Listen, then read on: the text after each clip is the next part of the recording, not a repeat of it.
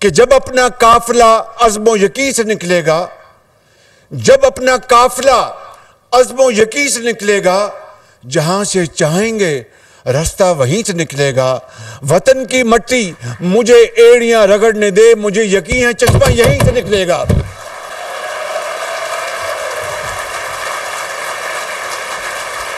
तो खैबर पख्तूनख्वा के अजीम फर्जंदों, कौम के अजीम बेटों और बेटियों, मैं आपसे आपकी खिदमत में बड़ी इंकिसारी के साथ मैं ये अर्ज़ करना चाहता हूँ, माफ़ी चाहता हूँ, मेरे मुक्के से वो माइक बंद हो गया है।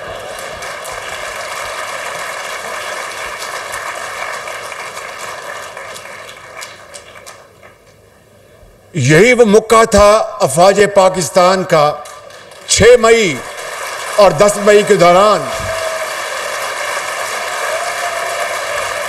ये वो मौका था अफवाज पाकिस्तान का 6 मई और 10 मई के दौरान जो जंग लड़ी गई, कि जिससे कि जो मोदी सरकार है उसको वो सबक सिखाया गया कि वो जिंदगी भर वो सबक कभी भूलेगा नहीं, मोदी सरकार। और वो क्या था? बखुदा मैं आपको बिला खौफ तरदीद कहना चाहता हूं कि वो पूरे पाकिस्तान के करोड़ों अवाम की, माओं की, बुजुर्गों की दुआएं थीं जो तहज्जुद के वक्त सरबसजूद थे अल्लाह ताला के हजूर कि ए अल्लाह ताला इस कौम को फतह नसीब कर और अफवाज पाकिस्तान को हिंदुस्तान के ऊपर वो अजीम फतह अता फरमा के पाकिस्तान का झंडा दुनिया में इस तरह आगे इतना ऊंचा उड़े कि किसी और को हिम्मत ना हो कि उसके करीब आए। अल्लाह ताला ने पूरी कौम की दुआएं सुनी और 10 मई की सुबह अल्लाह ताला ने पाकिस्तान को फतह अजीम अता फरमाई। पाकिस्तान को अल्लाह ताला ने इज्जत दी, आपको इज्जत दी। वो मेरी इज्जत नहीं थी, वो पाकिस्तान की इज्जत थी। और वो किस तरह हुई कि उस मार्के में, जिसको मार्के हक कहते हैं, उसमें अफवाज पाकिस्तान ने आपकी कौम की दुआओं से वो मार्का हासिल किया, वो फतह हासिल की कि दिल्ली से लेके बॉम्बे तक और बंगाल से लेकर वो गुजरात तक हिंदुस्तान ये शिकस्त कभी फरामोश नहीं कर सकेगा। और ये वो इज्जत है पाकिस्तान को मिली जो आज पूरी दुनिया में आज उसकी तकरीम और उसका एहतराम किया जाता है। चाहे वो दोस्त ममालिक हों, बरादर ममालिक बहुत खुश और दुश्मन जो हैं वो हैरान हैं। और वही F-17 थंडर जहाज़ जिसमें हवाई फ़ौज की पूरी इनोवेशन, वही अल-फतह मिसाइल जो हमारी बड़ी फ़ौज ने जो दागे हिंदुस्तान के अंदर, ये मैं आपको बड़ी ईमानदारी से बता रहा हूँ कि अल्लाह ताला का बेपाया फजल करम था और आपकी दुआएं थी पूरी कौम की और अफवाज पाकिस्तान की वो बहादुर शुजात जिसने क़यामत तक इंशाअल्लाह इस फतह को वो तारीख़ और तारीख़दान याद करते रहेंगे। तो मैं समझता हूँ कि आज मैं आप अपने कौम के अजीम बच्चों और बच्चियों की खिदमत में ये कहने आया हूँ कि ये लैपटॉप, ये वही लैपटॉप है। जब कोविड आया तो फिर मैं किसी यहाँ पर ना पार्टी का नाम लूँगा ना किसी लीडर का नाम लूँगा। उस ज़माने में पंजाब में मुझ पर निश्तर चलाए जाते थे कि लैपटॉप शहबाज शरीफ स्टूडेंट्स को रिश्वत के तौर पर दे रहा है। मुझे उसका दुख था, लेकिन अल्हम्दुलिल्लाह मेरा ज़मीर बहुत मुतमिन था कि 100% मेरिट के ऊपर आज तक 6 लाख लैपटॉप तकसीम किए गए हैं। 100% मेरिट के ऊपर एक कोई मिसाल नहीं जो मेरिट के अलावा है। और फिर ये वही लैपटॉप है जब कोविड आया तो हमारे उन अजीम बच्चों और बच्चियों ने न सिर्फ उसी लैपटॉप से तालीम, जो रिमोट एजुकेशन वो हासिल करते रहे, अपना इसको आड़े नहीं आने दिया कोविड की बीमारी को। आज मैं समझता हूँ कि इस लैपटॉप्स के ज़रिए हज़ारों बच्चे और बच्चियाँ, अगर लाखों नहीं हज़ारों बच्चे और बच्चियाँ आज वो जनाब इस हुनर के ज़रिए अपनी बड़ी इज्जत के साथ अपनी जनाब अपना इनकम कमाते हैं और पाकिस्तान की एक्सपोर्ट्स में इजाफा करते हैं through software package and all that. तो मैं समझता हूँ कि तालीम, बच्चों को तालीम का हक़ जो है वो हमारा फ़र्ज़ अव्वल है।